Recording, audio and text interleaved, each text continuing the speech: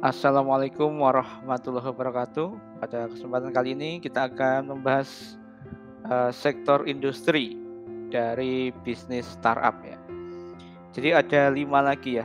Di video-video materi sebelumnya sudah kita bahas ada 10 sektor industri. Kemudian berikutnya ini ada 5 lagi berbagai sektor industri yang sangat menarik, memiliki peluang dan potensi yang sangat bagus di Indonesia gitu ya. Yang pertama adalah sektor big data. Jadi industri big data ini memang sedang tren saat ini. Saat ini baik dari pendidikan banyak sekali dibuka jurusan-jurusan, konsentrasi-konsentrasi mata kuliah berkaitan dengan big data.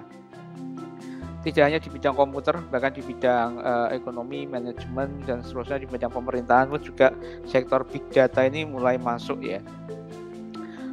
Kalau kita lihat fokus utama dari industri big data ini adalah mengumpulkan fokus pada pengumpulan, penyimpanan, analisis, dan pemanfaatan data dalam skala besar. Jadi bedanya big data dengan data yang biasa, kalau data biasa itu skalanya kecil atau jumlah datanya kecil sehingga menganalisanya tidak rumit, tidak membutuhkan ilmu khusus gitu ya.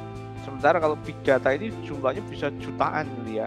Kemudian bisa juga datanya bersifat real time sehingga membutuhkan cara gitu ya atau metode tersendiri dalam mengolah untuk mengetahui misalnya insight gitu ya atau hasil analisa dari data tersebut. Tujuannya adalah memanfaatkan potensi data dalam skala besar untuk memberikan wawasan yang berharga kepada organisasi atau bisnis. Jadi data yang sangat besar tadi yang dimiliki oleh institusi, perusahaan ataupun bisnis itu sebenarnya sangat-sangat bermanfaat gitu ya. Setelah dilakukan pengolahan ya menggunakan metode tertentu, insight atau hasil dari data tadi dilakukan analisa sehingga digunakan untuk apa? Untuk mengembangkan, untuk mengevaluasi, untuk mengambil kebijakan terkait dengan bisnis yang dijalankan oleh suatu perusahaan.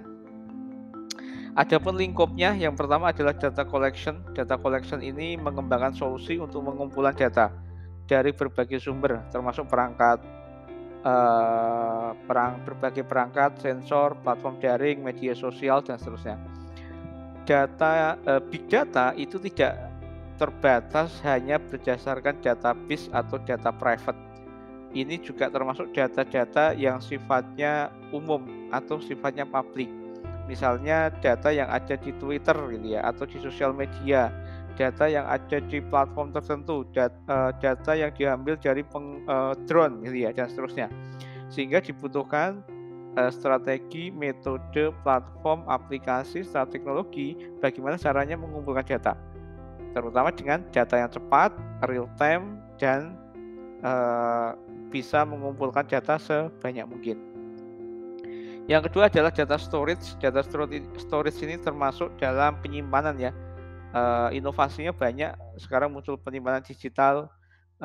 Salah satunya seperti Google Drive gitu ya. Kita bisa menyimpan data dan bisa melakukan kolaborasi data dan lain-lain. Data analitik yaitu menggunakan alat dan teknik analisis data canggih gitu ya, termasuk AI gitu ya, machine learning, kemudian data analitik tadi untuk membaca perilaku dari data yang dimiliki. Ini juga butuh tool, juga butuh aplikasi. Gitu. Kita bisa mengembangkan aplikasi di sana. Sehingga apa? Proses-proses ini tidak hanya dilakukan secara native coding sehingga yang bisa hanya orang IT, tapi bagaimana ini bisa menjadi dalam bentuk platform yang bisa dijalankan oleh semua orang, meskipun orang itu bukan orang IT dengan basic programming. Terakhir adalah data visualization, yaitu memvisualisasikan atau memberikan gambaran dari data yang telah diolah sebelumnya gitu ya. Kalau kita bahas lebih mendalam lagi, selain beberapa poin di atas, big data ini juga masuk atau yang masuk dalam big data ini juga salah satunya adalah AI, artificial intelligence. Sekarang sudah banyak sekali, sudah sangat tren sekali gitu ya. AI ini baik dia berdiri sendiri menjadi sebuah platform startup maupun AI ini sebagai support system. Jadi yang mendukung pekerjaan semakin mudah, semakin cepat, semakin efisien gitu ya. Yang berikutnya adalah data mining, yaitu bagaimana mencari pola tersembunyi atau mengidentifikasi data-data yang ada. Jadi ini mempelajari data. Bisa juga data security, berkaitan dengan keamanan data, privacy dan seterusnya, serta real time data processing gitu ya. Pengolahan data secara real time sehingga data masuk sekarang langsung masuk ke platform startup yang kita buat, langsung muncul visualisasinya. Jadi real time saat itu juga. Ini ada beberapa kategori, misalnya kategori NLP ya, Natural Language Processing, ini juga AI tadi. AI itu masuk ke dalam sini. Di Indonesia sudah muncul beberapa, misalnya ada kata.ai, bahasa.ai, prosa.ai dan seterusnya. Ini memanfaatkan ya, ada yang mengubah teks menjadi suara gitu ya, ada yang memproses kata-kata dan lain-lain. Kemudian ada kategori biotech, misalnya Nusantik, Nala Genetik, Spiral Life dan seterusnya. Kategori IoT, Internet of Things, berarti internet yang canggih gitu ya. Jadi yang tadinya hanya perangkat keras, hardware ini bisa dipasangi program gitu ya, sehingga dia menjadi hardware yang cerdas gitu ya. Bisa dimanfaatkan untuk berbagai sektor. Ini berarti menjadi support gitu ya. Misalnya dari IoT gitu ya, dimanfaatkan ke sektor industri pertanian. Misalnya ada tambak udang gitu ya, kita memberi makan udang secara otomatis. Nah, kemudian kita gunakan sensor tertentu, timer tertentu, sehingga jam-jam tertentu dia memberi pakan udang tadi, contoh seperti itu. Kemudian di bidang energi ini juga termasuk big data, termasuk juga image processing. Image processing itu berarti mengolah gambar ya. Ini yang sudah diterapkan di Indonesia, misalnya untuk tilang elektronik. Jadi dari kamera CCTV dia membaca plat, diambil fotonya, jepret gitu. Kemudian dari plat itu diproses, diambil kodenya. Dia mengenali teks yang ada di plat kendaraan gitu ya. Bisa juga dimanfaatkan untuk parkir dan lain-lain. Kemudian drone dan robotik. Ini berarti hardware ya. Bagaimana pemanfaatan drone-drone tadi untuk kita bisa membuat startup gitu ya, berkaitan dengan drone dan seterusnya. Itu beberapa poin berkaitan ide ataupun startup big data yang sudah ada di Indonesia. Yang berikutnya adalah sektor industri game. Ini sebenarnya yang paling menarik sekali karena utamanya di generasi milenial dan generasi Z ya. Karena hampir semuanya gitu ya, sekarang smartphone itu sudah punya generasi X dan generasi Z ini. Kemudian HP-nya mesti sudah canggih gitu ya. Prosesornya sudah menarik dan mereka HP ini sudah kuat diinstal game dan gamenya pun sudah canggih-canggih. Hanya saja yang berkembang di Indonesia itu kan masih sebatas talent ya. Talent itu berarti pemain game, hanya pemainnya. Padahal industri-industri ini sangat-sangat menarik ketika kita melihat potensi ada banyak sekali customer atau talent atau pemain game yang ada di Indonesia gitu ya. Fokusnya adalah menciptakan berbagai jenis permainan, mulai dari permainan seluler hingga video berkualitas tinggi dan seterusnya. Nah, fokus utama adalah membuat game. Tetapi untuk mendukung pembuatan game itu tidak hanya dibutuhkan game saja. Faktornya ada banyak sekali nanti. Misalnya ada talentnya, gitu kan? Ada teknologinya, ada hardwarenya, ada artisnya, ada macam-macam. Artinya komponen untuk membentuk game ini tinggi. Termasuk bagaimana memasarkan game gitu ya, mendistribusikan dan lain-lain. Tujuannya memberikan hiburan, tantangan, dan pengalaman yang memuaskan kepada pemain sambil menciptakan peluang bisnis yang berkelanjutan. Lingkup sektornya yang pertama adalah game development. Game development ini adalah menghasilkan berbagai jenis game, pembuatan game gitu ya, baik game online, game offline, game HP, game PC, ataupun game yang ada di browser internet itu masuk ke sini. Jadi kita bisa membuat startup untuk game development, atau kita bisa menyediakan platform agar anak-anak bisa buat game gitu ya. Semua orang bisa buat game, misalnya seperti itu. Yang kedua adalah game publishing, berarti bagaimana gitu ya kita membuat startup yang menyediakan atau goals-nya itu adalah menerbitkan game, merancang strategi pemasaran, distribusi, dan monetize game. Jadi goals-nya di sana. Yang ketiga adalah e-sport, fokusnya adalah pengembangan organisasi, turnamen, kompetisi e-sport gitu ya. Seperti yang kita ketahui bahwa e-sport itu juga sudah masuk di SEA Games, di Asian Games, di PON, bahkan di Olimpiade itu sudah masuk e-sport gitu ya. Jadi sekarang game itu menjadi sesuatu hal yang sama seperti sepak bola gitu ya. Sama seperti sepak bola, sama seperti bola voli, sama seperti basket setara gitu ya. Kalau saya seperti itu. Kemudian game monetizing ya. Game monetizing itu bagaimana menghasilkan uang dari game yang dibuat ya. Bisa dijual, bisa bentuknya member gitu ya, bisa bentuknya membeli poin gitu ya. Bisa juga iklan dan lain-lain. Untuk kategori yang bisa masuk, yang pertama adalah developer tool. Ini kebetulan dari Indonesia belum ada. Ini saya contohkan dari luar. Developer tool itu berarti platform-platform yang digunakan untuk membuat game. Contohnya yang paling banyak ya Unity dan seterusnya. Jadi kita membutuhkan software. Yang kedua developer dan publisher. Publisher ini juga membuat dan publish. Distribution ini yang menyalurkan game-game yang dibuat. Jadi ada pasarnya, ada marketplace-nya, marketplace untuk game gitu ya. Access point ya ini tahu sendiri lah ya. Nvidia, Nintendo gitu ya. Export talent, nah ini kita juga butuh ini sebenarnya gitu ya. Kemudian export platform, nah kita juga belum ada di Indonesia, jadi masih sangat peluang. Export broadcasting sama streaming dan sosial. Ini beberapa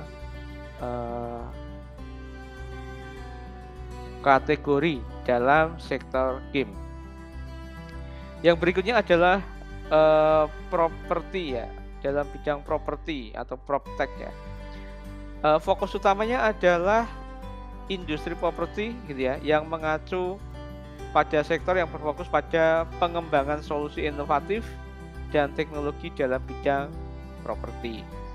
Artinya kita bisa memanfaatkan teknologi gitu ya, apapun itu, baik hardware, software, marketing dan seterusnya.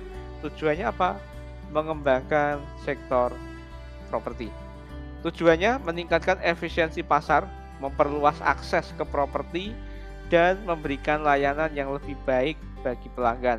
Gitu ya. Mereka dapat mengubah cara tradisional dalam bertransaksi properti, meningkatkan transparansi informasi, dan memberikan solusi yang lebih fleksibel dan cerdas dalam pengelolaan properti. Itu tujuannya. Adapun lingkupnya yang pertama adalah platform pemasaran properti. Nah, ini kita bisa membuat sebuah startup yang digunakan untuk menghubungkan orang-orang yang mau menjual properti dengan orang-orang yang mau membeli properti. Kos bisa, tanah bisa, rumah bisa, penginapan bisa, villa bisa, dan seterusnya ya. Termasuk jual, beli, sewa, dan lain-lain. Kemudian yang kedua adalah solusi manajemen properti gitu ya. Manajemen properti ini kita berarti membuat sebuah aplikasi atau perangkat lunak yang digunakan oleh pemilik properti. Misalnya saya punya kos nih, manajemen untuk pengelola kos-kosan, mulai pembayaran gitu ya. Kemudian melihat iklannya atau yang lain. Bisa juga digunakan untuk pembangunan sistem yang secara otomatis menyusun RAB atau yang lain. Kemudian yang berikutnya terakhir berkaitan dengan konstruksi dan renovasi. Jadi pengembangan solusi inovatif dalam bidang konstruksi dan renovasi. Ini karena mau tidak mau properti itu kan ada developer gitu ya. Developer yang membangun properti, membangun perumahan, real estate dan seterusnya. Jadi juga membutuhkan sebuah sistem gitu ya. Sistemnya bisa macam-macam. Nah, kita bisa berkecimpung di sana. Mulai misalnya tender gitu ya, atau berkaitan dengan bahan baku, atau berkaitan dengan pencarian tukang gitu ya, dan lain-lain gitu ya. Itu juga termasuk ide. Ini ada beberapa contoh gitu ya, industri atau pemain-pemain startup di Indonesia. Misalnya ada rumah.com, Mamikos, rumah123.com, Nata Property, ini Wistai, Pinhome, Ringkas, dan seterusnya. Ada yang jual beli rumah gitu ya, ada yang pencarian kos, ada yang pencarian homestay, ada yang bagaimana melakukan kredit gitu ya, memudahkan orang melakukan KPR, ada juga macam-macam. Artinya semua sektor di sini memungkinkan untuk di peluangnya gitu ya. Peluangnya sangat memungkinkan untuk kita masuk ke sana. Nah, tergantung nanti ide kita, kira-kira yang sudah di sektor ini yang sudah ada apa, yang belum ada apa, yang unik apa, yang orang membutuhkan tapi belum ada itu apa. Nah, kita hadir sebagai solusi atas permasalahan mereka. Kemudian ada sektor Web3. Sektor Web3 ini sebenarnya adalah sektor masa depan ya. Web3 ini dari Web 3.0. Web 3.0 ini kalau kita lihat fokus utamanya adalah mengacu pada konsep ekosistem internet yang terdesentralisasi, terbuka, dan berbasis teknologi blockchain. Ya. Jadi ini web masa depan. Teknologinya adalah teknologi Web 3.0. Nah, pondasinya salah satunya adalah blockchain. Tujuannya secara umum adalah untuk menciptakan ekosistem teknologi yang lebih terdesentralisasi, aman, dan berinovasi. Adapun lingkupnya, yang pertama adalah blockchain. Blockchain ini mengembangkan solusi aman, transparan gitu ya. Salah satunya blockchain ini juga di mata uang ya. Mata uang misalnya kayak kripto gitu ya. Atau bisa juga digunakan di berbagai platform. Yang kedua, keuangan DeFi.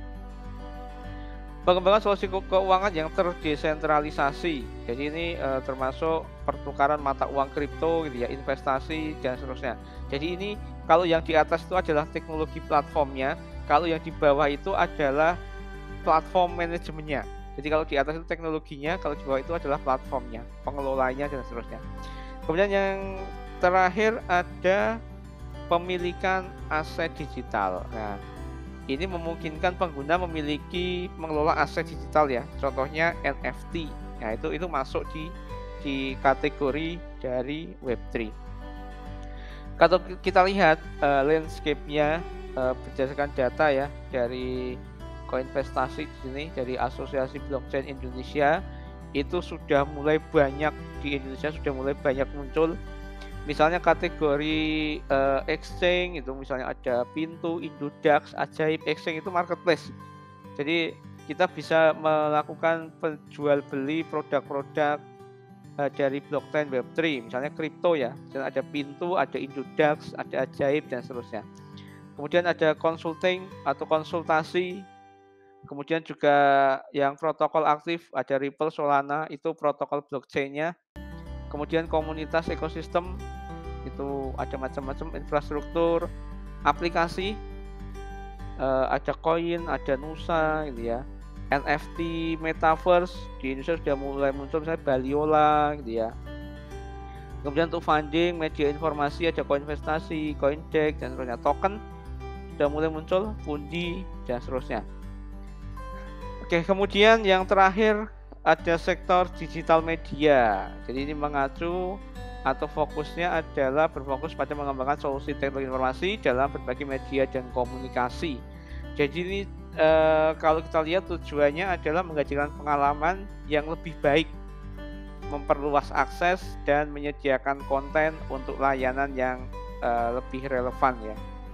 Mereka menggunakan teknologi informasi mengubah cara kita mengakses, mengkonsumsi, dan berinteraksi dengan media. Adapun lingkupnya, yang pertama adalah platform konten digital.